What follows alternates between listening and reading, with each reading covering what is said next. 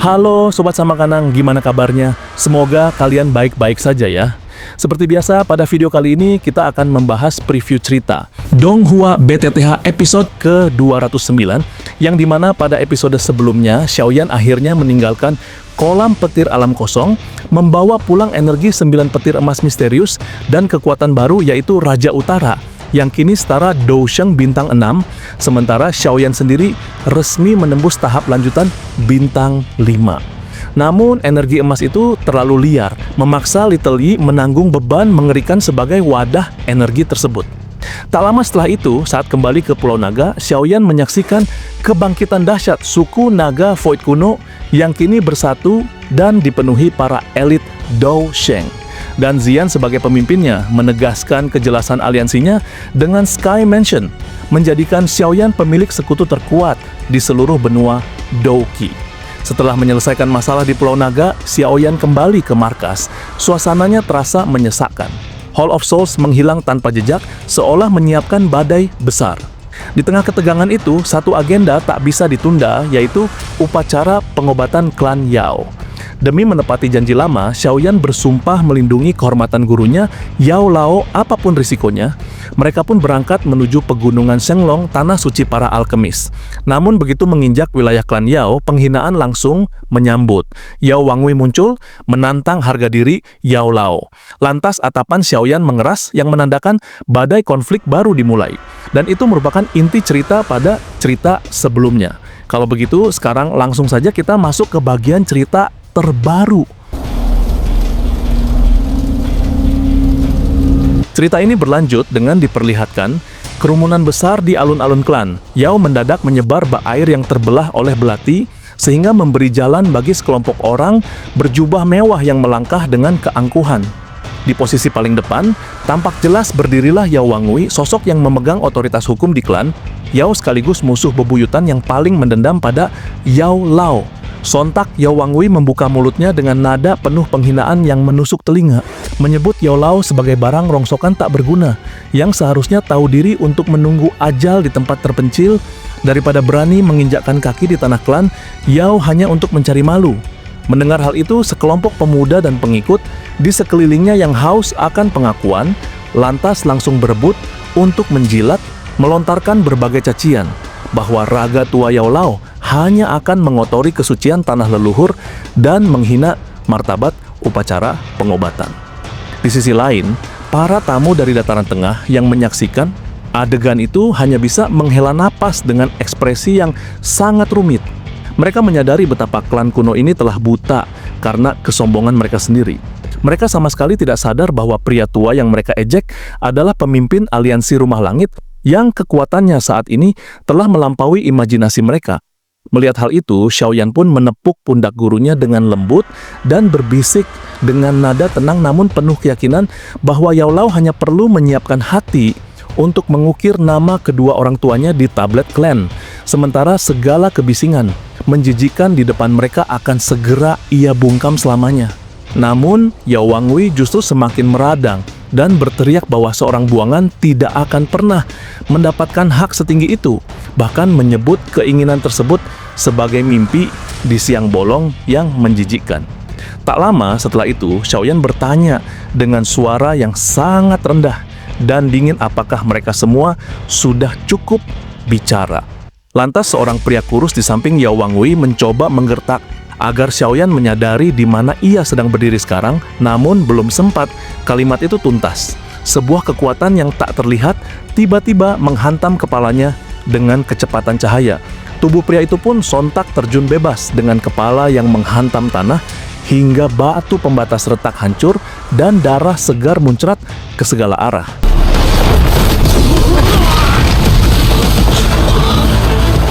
Alun-alun seketika hening mencekam karena tidak ada satupun pasang mata yang mampu menangkap bagaimana Xiaoyan bergerak.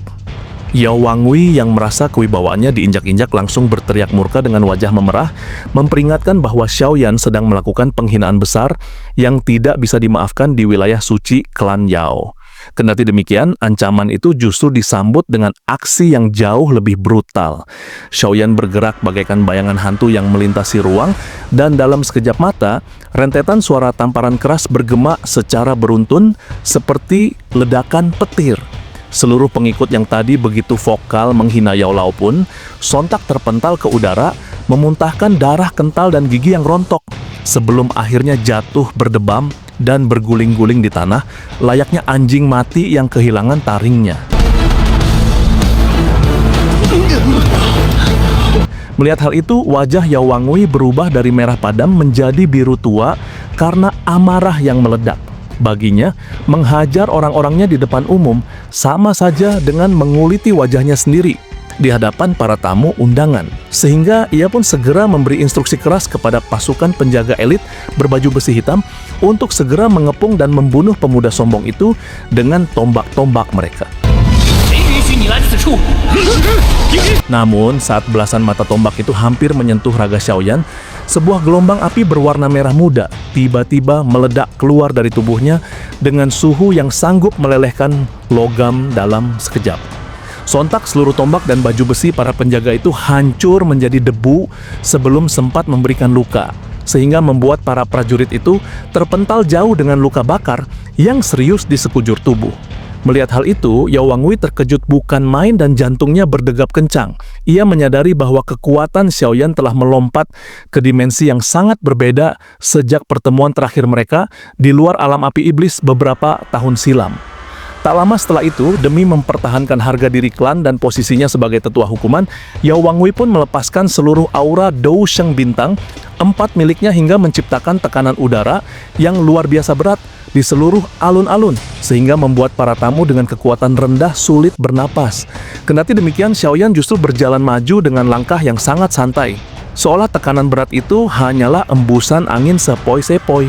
Di setiap langkah kaki Xiaoyan yang menyentuh lantai, ia kembali melepaskan tekanan jiwa yang 10 kali lipat lebih mengerikan, luas, dan menindas, hingga akhirnya memaksa para ahli di sekitarnya mundur teratur dengan wajah pucat pasi dan lutut yang gemetar. Melihat hal itu, Xiaoyan menatap tajam langsung ke mata Yao Wangui dengan sorot mata sedingin es dan mengingatkan pria tua itu bahwa hari ini ia datang bukan hanya untuk menemani gurunya pulang, melainkan juga untuk benar-benar menagih janji atas nyawa Yao Wangui yang telah ia tandai sejak lama. Sontak aura menakutkan yang meledak dari tubuh Xiaoyan menyapu seluruh alun-alun seperti badai yang tak terbendung, sehingga memicu ekspresi kaget yang luar biasa di mata banyak ahli yang hadir. Rasa takut bercampur hormat mulai merayap di hati mereka saat menyadari bahwa pemuda di depan mereka telah mencapai tingkat Dou Sheng Bintang 5 tingkat lanjut, sebuah eksistensi puncak yang bahkan sangat langka ditemukan di dalam klan kuno sekalipun. Melihat hal itu, para tamu dari berbagai faksi besar pun mulai saling bertukar pandang dengan wajah serius. Mereka menyadari bahwa aliansi Sky Mansion bukan lagi sekadar organisasi sementara, melainkan raksasa yang didukung oleh sosok monster yang kekuatannya melampaui logika.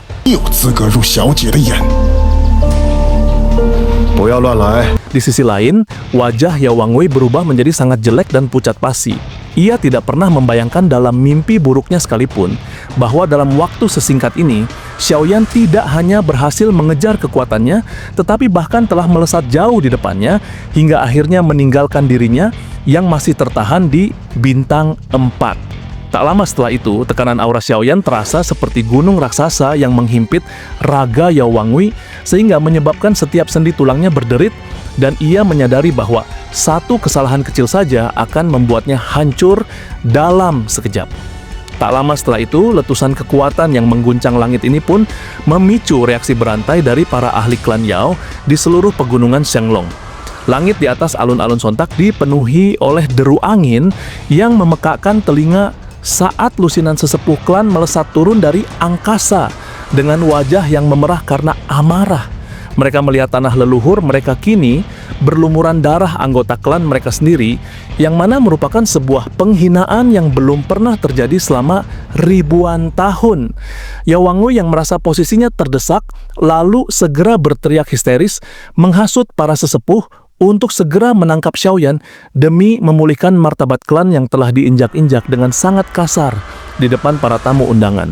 Mendengar hal itu, seorang tetua berjubah kuning pun mencoba menghentikan Xiaoyan dengan nada otoriter, memperingatkan bahwa tindakannya sudah sangat melampaui batas, mengingat hubungan sejarah antara klan Xiao dan klan Yao.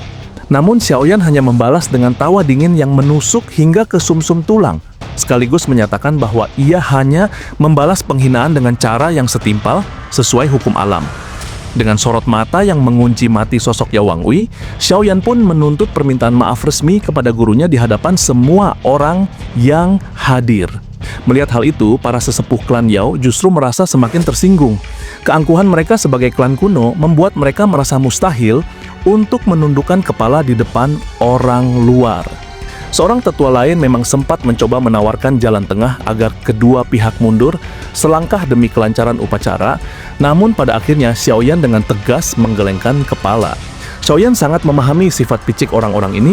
Baginya, satu-satunya cara untuk membungkam mulut-mulut sombong tersebut adalah dengan menggunakan kekerasan yang paling brutal dan absolut. Sehingga tanpa memberikan kesempatan sedikit pun bagi mereka untuk bernegosiasi lagi, tubuh Xiaoyan pun berubah menjadi seberkas cahaya perak yang melesat mematikan ke arah Yao Wangui. Bergegas, para sesepuh klan Yao segera mencoba mengintervensi rute gerakannya. Namun Xiaoyan sontak melepaskan Little Yi dari dalam tubuhnya. Roh api kecil itu pun melebarkan mulutnya dan menyemburkan api teratai setan yang membawa esensi pemusnahan murni, sehingga memaksa para tetua klan mundur teratur dengan wajah pucat ketakutan karena mengenali api legendaris yang sanggup membakar jiwa tersebut. Di tengah kekacauan yang pecah, Xiaoyan muncul tepat di depan Yao Wangui, bak hantu pencabut nyawa. Kendati demikian, situasi justru semakin memuncak saat penatua Wan Huo, seorang Dousheng bintang 6 yang sangat disegani, muncul dengan raungan dahsyat dari puncak gunung tertinggi. Melihat hal itu, bukannya menghentikan serangan demi menghormati sang senior, Xiaoyan malah semakin mempercepat momentum gerakannya.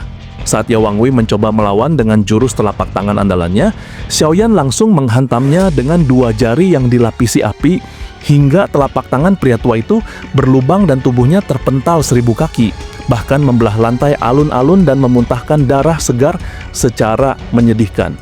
Tak lama setelah itu, Yao Wangui yang sudah kehilangan akal sehatnya akibat rasa sakit dan malu pun mencoba melakukan serangan bunuh diri, menggunakan bubuk racun yang sanggup melenyapkan batu keras dalam hitungan detik. Namun, dari balik kepulan kabut racun hijau tersebut, sebuah tangan yang terbungkus api merah muda tiba-tiba menjulur keluar dengan kecepatan yang tak masuk akal dan langsung mencengkeram erat leher Yao Wangui. Penatua Wan Huo yang menyaksikan hal itu menjadi sangat murka dan seketika melepaskan tombak api raksasa berukuran 1000 kaki untuk menghancurkan Xiaoyan. Melihat hal itu, Xiaoyan dengan sangat tenang pun memanggil Raja Utara untuk menahan serangan mematikan tersebut. Benturan energi yang terjadi antara Raja Utara dan Penatua Wan Huo sontak membuat seluruh alun-alun retak berkeping-keping dan bahkan menciptakan badai debu yang sangat pekat.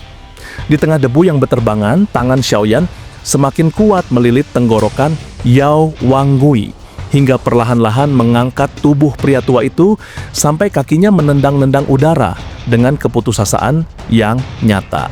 Wajah Yao Wangui berubah dari merah menjadi biru dan pada akhirnya berakhir pucat pasi karena ketakutan yang mendalam saat ia menyadari bahwa nyawanya benar-benar berada di genggaman pemuda yang dulu ia remehkan. Seluruh saksi mata yang menyaksikan adegan itu pun merasa jantung mereka mendingin dan bulu kuduk berdiri. Mereka benar-benar tidak menyangka bahwa Xiaoyan akan begitu agresif, haus darah, dan benar-benar tak terbendung meski harus berhadapan dengan kekuatan gabungan seluruh petinggi klan Yao di markas mereka sendiri. Melihat Yao Wangui tengah meregang nyawa dengan wajah membiru dan mata melotot karena cengkeraman maut di lehernya, Penatua Wan Huo yang berteriak dengan nada yang menggelegar penuh amarah, sekaligus memperingatkan dengan tegas bahwa tindakan brutal Xiaoyan itu dilakukan tepat di jantung wilayah suci klan Yao. Mendengar hal itu, Xiaoyan sama sekali tidak menunjukkan tanda-tanda ketakutan. Ia justru menanggapi dengan suara rendah yang sedingin es, lantas menyatakan bahwa ia sebenarnya datang sebagai tamu yang damai Namun ia tidak akan pernah sudi menerima penghinaan apapun terhadap gurunya meski harus menantang satu klan sekalipun. Tak lama setelah itu, Little Yi melesat turun dari angkasa bak meteor kecil dan mendarat di bahu Xiaoyan sembari menyebarkan panas yang luar biasa dari api teratai setan sehingga membuat atmosfer di sekitar mereka mengalami distorsi yang jelas terlihat. Di saat yang sama, Raja Utara pun melangkah maju secara mekanis dengan aura dingin yang mematikan, secara efektif memblokir jalur gerak penatua Wan Huo. Melihat hal itu, penatua Wan Huo tertegun sejenak dan kemarahan di wajahnya perlahan memudar, kemudian berganti menjadi kewaspadaan yang sangat mendalam. Setelah menyadari bahwa barisan kekuatan di samping Xiaoyan, mulai dari roh api misterius hingga boneka logam, yang sanggup menandingi kekuatannya sebagai Dou Sheng bintang 6 bukanlah gertakan belaka. Di sisi lain, muncul rasa iri yang menusuk di hati penatua Wan Huo saat ia menyadari bahwa klan Xiao yang sudah jatuh justru berhasil melahirkan monster berbakat seperti Xiaoyan, sosok yang pencapaiannya bahkan sanggup membuat para jenius klan kuno merasa malu. Sehingga setelah menimbang risiko kehancuran martabat yang lebih besar, ia pun merendahkan nada bicaranya dan lantas secara diplomatis memohon agar Xiaoyan sudi melepaskan Yao Wangui demi menghormati hari besar klan mereka. Mendengar hal itu, para sesepuh klan Yao lainnya yang masih merasa tinggi hati sempat berteriak memprotes, merasa bahwa martabat klan sedang digadaikan di hadapan para tamu luar. Namun, penatua Wan Huo segera membungkam mereka dengan teguran keras yang penuh otoritas, karena pada akhirnya hanya dia yang memahami sepenuhnya betapa mengerikannya potensi ledakan kekuatan Xiaoyan jika dipaksa bertarung hingga titik darah penghabisan.